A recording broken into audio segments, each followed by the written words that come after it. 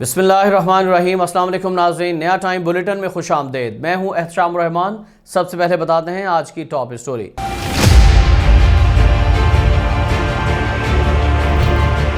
حکومت اور اپوزیشن میں تلخیاں بڑھتی جا رہی ہیں۔ وزیر داخلہ رانا ثناءاللہ نے پاکستان تحریک انصاف کو وارننگ دی ہے کہ لانگ مارچ میں انتشار اور افراتفری کی پلاننگ ہوئی تو گھر سے نہیں نکلنے دیا جائے گا۔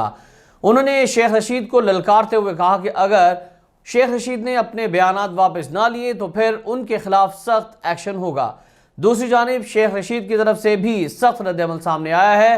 انہوں نے کہا کہ رانا ثناءاللہ یہ منہ اور مسور کی دال، یہ دھمکیاں دے رہے ہیں، گھروں سے پکڑیں گے، کل پکڑنا ہے تو آج پکڑیں، ہم تیار ہیں۔ اس بارے میں مزید بات کریں گے بلیٹن کے آخر میں۔ پہلے آج کی ہیڈ لائنز۔ عمران خان کی احتجاجی تحریک پر حکومتی حکمت عملی تیار۔ پرامن تحریک میں حکومت کا خلل نہ ڈالنے کا فیصلہ۔ قانون کے مطابق ہر قسم کی سیاسی آزادی حاصل رہے گی۔ سرکاری املاک کو نقصان پہنچانے پر انتظامیہ حرکت میں آئے گی۔ افراتفری پھیلانے کی کوشش پر مقدمات اور گرفتاریاں ہوں گی۔ سیاسی محاذ پر ترین گروپ مزید کھل کر کھیلنے کے لیے تیار۔ آئندہ ہفتے جہانگیر ترین کی قیادت میں گروپ نے اجلاس بلانے کا فیصلہ کر لیا۔ گروپ ارکان نے جہانگیر ترین کو کھل کر عمران خان کو بے نقاب کرنے کا مشورہ دے دیا۔ اب پیچھے نہیں ہٹیں گے، راجہ ریاض کا اعلان۔ صدر مملکت ڈاکٹر عارف علوی نے قومی اسمبلی کا اجلاس 9 مئی کو سپہر 4 بجے طلب کر لیا۔ اجلاس آئین کے آرٹیکل 54(1) کے تحت وزیر اعظم کے مشورے پر طلب کیا گیا ہے۔ پنجاب میں پیپلز پارٹی نے نیا پاور شیئرنگ فارمولا تیار کر لیا۔ پنجاب میں 4 وزارتیں اور چیئرمین سینٹ کا عہدہ لیا جائے گا۔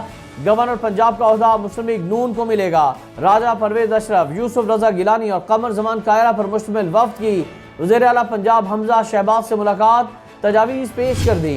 وزیر اعظم شہباز شریف نے اشتر اوصاف کو اٹارنی جنرل مقرر کر دیا۔ نوٹیفیکیشن جاری۔ اشتر اوصاف نواز شریف دور میں بھی اٹارنی جنرل رہ چکے ہیں، 2 مرتبہ ایڈوکیٹ جنرل پنجاب بھی رہے۔ Lahore high court Rawalpindi bench نے سانحہ مری کیس کا فیصلہ محفوظ کر لیا۔ پتہ نہیں قوم کا ضمیر کب جاگے گا، لوگوں میں احساس ذمہ داری ہی نہیں ہے۔ یہ کوئی مغلیہ سلطنت ہے؟ ملک کی تباہی کی بنیادی وجہ امیر غریب کے لیے الگ قانون ہے۔ جسٹس چودھری عبدالعزیز کے ریمارکس۔ 7 اور 8 جنوری کی شب مری میں برفانی طوفان اور رش کے باعث 23 افراد اپنی گاڑیوں میں دم توڑ گئے تھے۔ شوگر ملز مافیا کے خلاف گھیرا تنگ۔ شوگر ملز کی پیداوار سے متعلق FBR کا ٹریک اینڈ ٹریس سسٹم کامیاب۔ رواں سال چینی کی 9 لاکھ ٹن اضافی پیداوار کا حیران کن انکشاف۔ جدید ٹریک سسٹم متعارف کرانے سے شوگر ملز چینی چھپانے میں کامیاب نہ ہو سکیں۔ عوام کو مہنگائی کا ایک اور جھٹکا۔ فلور ملز مالکان نے آٹے کی قیمت بڑھا دی، قیمت میں 10.5 روپے فی کلو اضافہ کر دیا۔ 10 کلو کا تھیلا 550 روپے سے بڑھ کر 660 روپے کا ہو گیا۔ 20 کلو تھیلے کی نئی قیمت 1100 سے بڑھ کر 1310 روپے مقرر۔ تنور مالکان نے روٹی مہنگی کرنے کا اعلان کر دیا۔ وہاڑی میں ٹبہ سلطان پور میں افسوسناک ٹریفک حادثہ، کوسٹر اور کار میں تصادم، گاڑی میں سوار ایک ہی خاندان کے 6 لوگوں سمیت 8 افراد جاں بحق۔ لودھرا میں خانوال روڈ پر تیز رفتار بس الٹ گئی، حادثے میں 30 مسافر زخمی، خواتین اور بچے بھی شامل۔ نوشہرہ میں عید کے روز 3 کم سن بہن بھائیوں کے قتل کا ڈراپ سین، سگا باپ ہی بچوں کا قاتل نکلا۔ CCTV فوٹیج نے بھانڈا پھوڑ دیا۔ ملزم نے 4تھی شادی کرنے کے لیے اپنے بچوں کو راستے سے ہٹا دیا۔ پہلی بیوی کی درخواست پر مقدمہ درج، ملزم کی گرفتاری کے لیے چھاپے۔ کورونا اموات سے متعلق عالمی ادارہ صحت کی رپورٹ نے نیا پینڈورا باکس کھول دیا۔ رپورٹ میں کہا گیا کہ دنیا بھر میں 1.5 کروڑ ہلاکتیں ہوئیں۔ پاکستان میں سرکاری اعداد و شمار سے 8 گنا زیادہ اموات ہوئیں۔ سابق معاون خصوصی برائے صحت ڈاکٹر فیصل سلطان نے رپورٹ کو غیر مستند قرار دے دیا۔ کہا ہمارا ریکارڈ درست تھا، البتہ اموات کا ریکارڈ 100% درست ہونا ممکن نہیں۔ روس جنگ نے یوکرینی باشندوں کی زندگی اجیرن بنا دی۔ 3 ماہ کے دوران 58 لاکھ یوکرینی اپنا ملک چھوڑ گئے۔ مالدووا، رومانیہ، ہنگری، سلوواکیہ اور پولینڈ میں پناہ لینے پر مجبور۔ مہاجرین کا دباؤ برطانیہ، جرمنی، آسٹریا اور چیک ریپبلک پر بھی آ گیا۔ محکمہ موسمیات نے آئندہ ہفتے ملک بھر میں شدید گرمی کی پیشگوئی کر دی۔ کراچی اور بلوچستان میں ہیٹ ویو کی وارننگ جاری۔ بالائی پنجاب، KP، اسلام آباد اور شمالی علاقہ جات میں درجہ حرارت بڑھنے کا امکان۔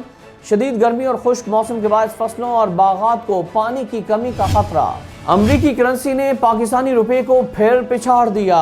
इंटर बैंक में डॉलर की कदर में 1 रुपया 6 पैसे इजाफा, डॉलर का रेट 186 रुपए 75 पैसे हो गया। चीन में सितंबर में मुनक्किद होने वाली एशियन गेम्स मुलतवी कर दी गई। कोरोना के दोबारा फैलाव और सफरी पाबंदियों के बायस मेगा इवेंट रोक दिया गया। 10 सितंबर से शुरू होने वाली गेम्स के नए शेड्यूल का ऐलान बाद में किया जाएगा। एशियन गेम्स में पाकिस्तान समेत 45 ममालिक के खिलाड़ियों ने शिरकत करना थी।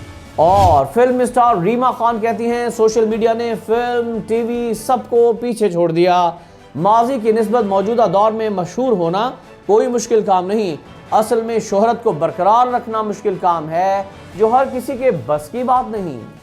नाज़रीन, हेडलाइंस आपने जानी है। बात करेंगे आज की टॉप स्टोरी से मुतालिक। तो आपको खबर दें कि साबिक वज़ीर-ए-आज़म इमरान खान की जानिब से लॉन्ग मार्च का ऐलान किए जाने के बाद सियासी पारा बढ़ता जा रहा है। चेयरमैन पीटीआई मुख्तलिफ शहरों में पावर शो करके लॉन्ग मार्च के लिए आवाम को तैयार कर रहे हैं।